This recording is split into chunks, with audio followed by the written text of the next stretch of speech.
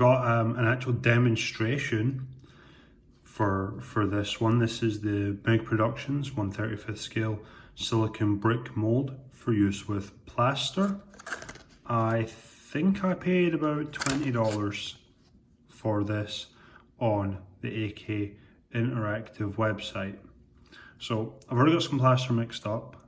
I'm letting it harden a bit because I think it's a bit on the thin side, but I used all of the plaster that I had. This is the plaster that I used, and having actually added water to it, it's regular plaster. This was quite expensive, so I won't be buying it again. It was a marketing thing. Anyway, that's their business, how they do it. You don't need to buy that. Their paints are very good though. I'm going to be doing a paint demonstration soon as well. This is what you get in the box. You get a silicone mold. Some of the bricks do have missing eyes in the mold, but it looks like they're going to have rough shapes, as well as a wee spatula.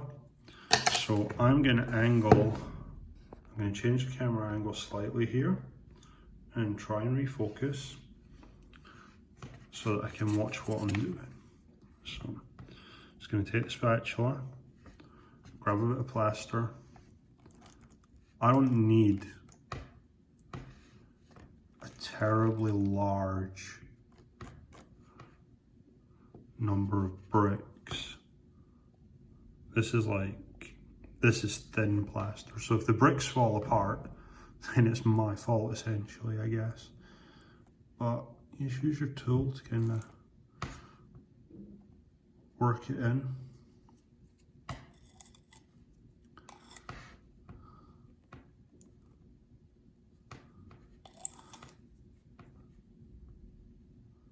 I have new respect for people that can film and talk about what they're doing at the same time, because I'm struggling. I'm just trying to kind of mess about with it, I guess, until it's relatively smooth. I've made too much plaster as well, so I've kind of wasted some of my stuff, but c'est la vie, I'll get some more, it'll be fine. See, I'm just trying to, just so that they're not, see, I dragged that on the actual mold itself.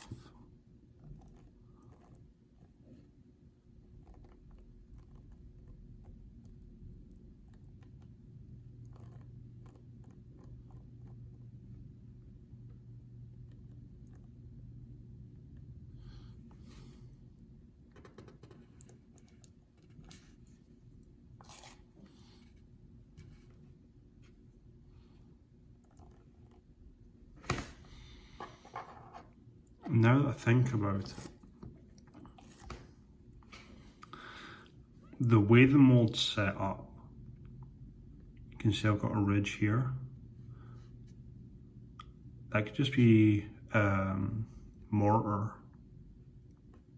or whatever you regionally call it.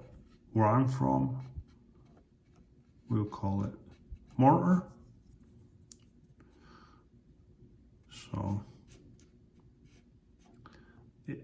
I don't think it needs to be terribly flat on top, and then obviously if you've got like a little air bubble or something, it's a demolished building, there's going to be chipped off bits of brick, there's going to be chipped off bits of plaster. It's not going to be terribly flat, is what I'm thinking of saying. It's not going to be like they've come out of a mold. They're going to be in, I'm going to wipe that up before my wife kills me. They're going to be in a state of disrepair.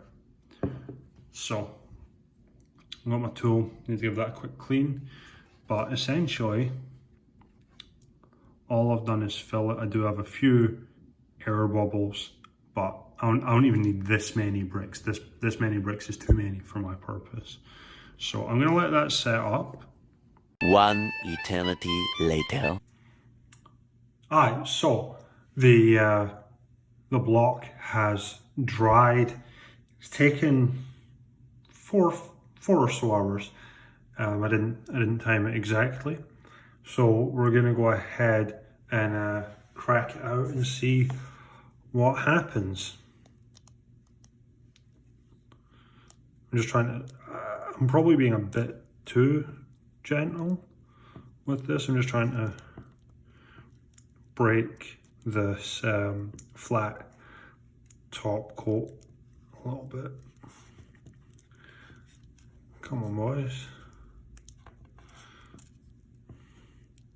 So we are getting quite a lot of plaster. Oh, there's one, two, three.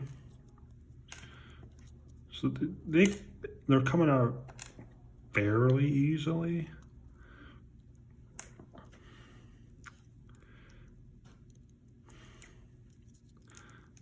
This could take a minute.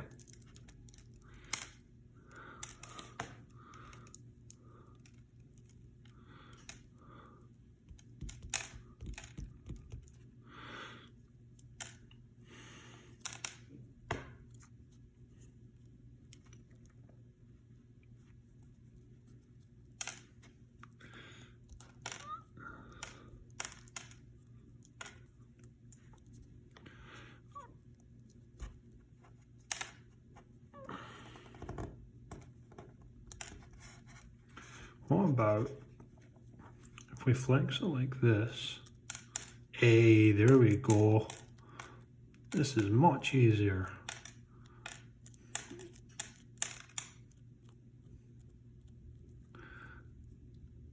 Oops.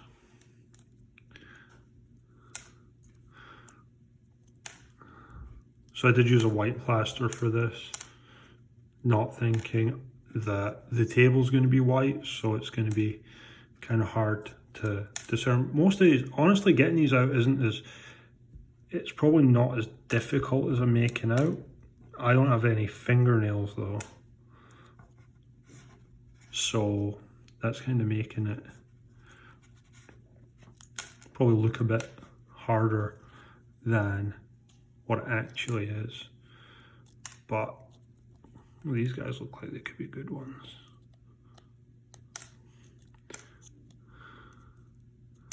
I'm just kind of letting these fall so that they'll kind of lose some of the extra detritus and whatnot.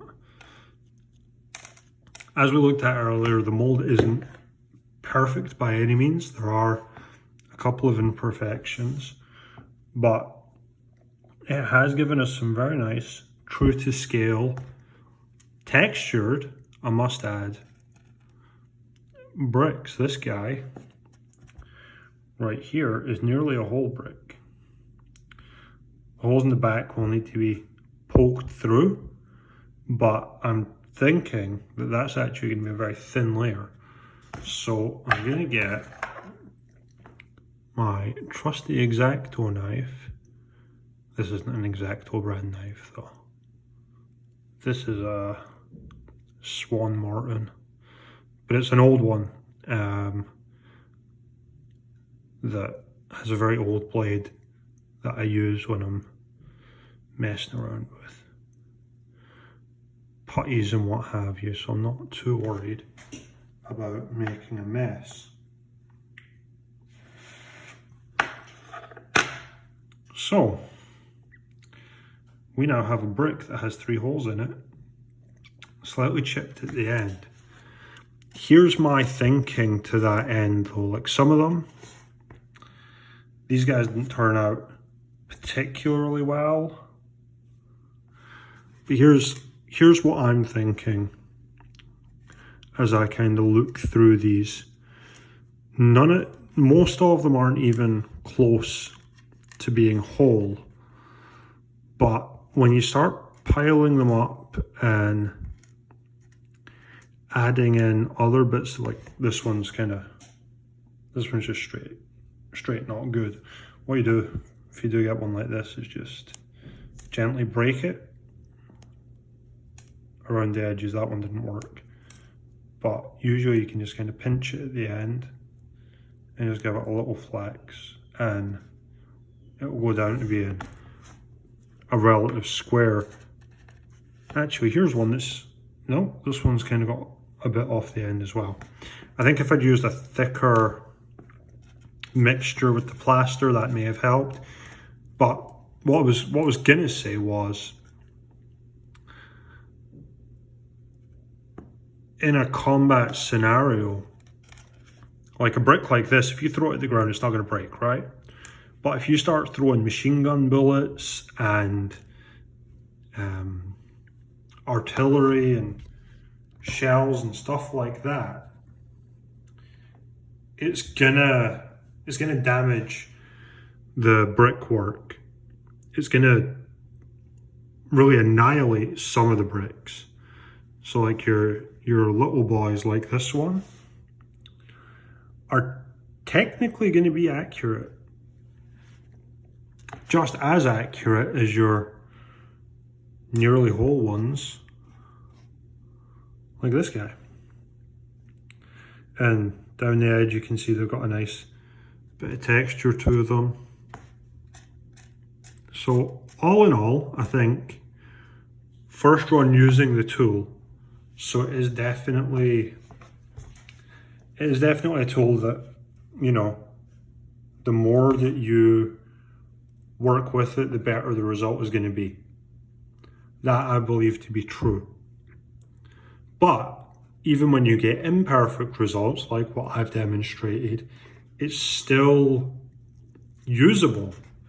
You know, like I think I'm going to be able to use all of these at some point. I'm probably not going to keep all of them, but some of them I will be using as I put together my T34. Now, if you look at the pile there, as we refocus, the autofocus is weird on this. As we pile them there, that's without cleaning any of them. So we've got big kind of flappy bits like this sticking off the back. Like, it looks like a pile of bricks, you know? So depending on how you paint them up, you can have your mortar and stuff like that, and it would look, in my mind, acceptable if you get the painting right.